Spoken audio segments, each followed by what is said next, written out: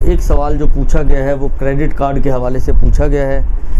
کہ credit card سے مربوط نوکریاں کرنا جائز ہے۔ دیکھیں، جو چیز حرام ہے انسان پر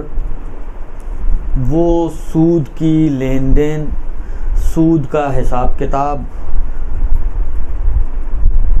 یا سودی امور کو انجام دینا کسی بھی حوالے سے ہو۔ حتیٰ بعض فقہا یہاں تک کہتے ہیں کہ مثلا یہ سود کی حساب کتاب کی فائلز کو بھی ادھر ادھر کرنا یہ بھی پیون کے لیے حرام ہو جاتا ہے، کیونکہ وہ فائل ایسی ہیں جن کے اندر سودی حساب کتاب ہے۔ تو کوئی بھی کام جو ڈائریکٹلی سود سے ریلیٹڈ بنتا ہو اور سودی امور کے ساتھ تعلق رکھتا ہو، ڈائریکٹ اس کا تعلق ہو، وہ ہے اصل میں حرام۔ لیکن وہ چیزیں کہ جن کا تعلق ڈائریکٹ سود سے نہیں ہے، مثلا یہ کریڈٹ کارڈ کا کوئی تعلق سود سے نہیں ہے۔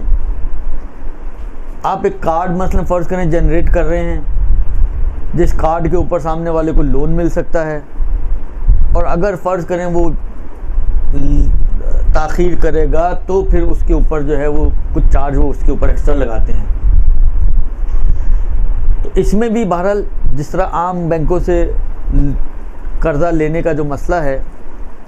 کہ پرائیویٹ بینک کے علاوہ باقی کافر بینک ہو یا گورنمنٹ بینک ہو وہاں پہ گنجائشیں نکل سکتی، وہ اس میں بھی گنجائشیں، وہی الکلام جو بحث وہاں ہے وہی بحث یہاں پہ بھی آئے گی۔ اور کس طریقے سے وہاں پر بھی آپ جو ہے لون لیتے ہیں اور پھر دینے کو جو ہے وہ صحیح کرتے ہیں، وہ چیز وہی نیت وہی قصد یہاں پہ بھی ہو سکتا ہے۔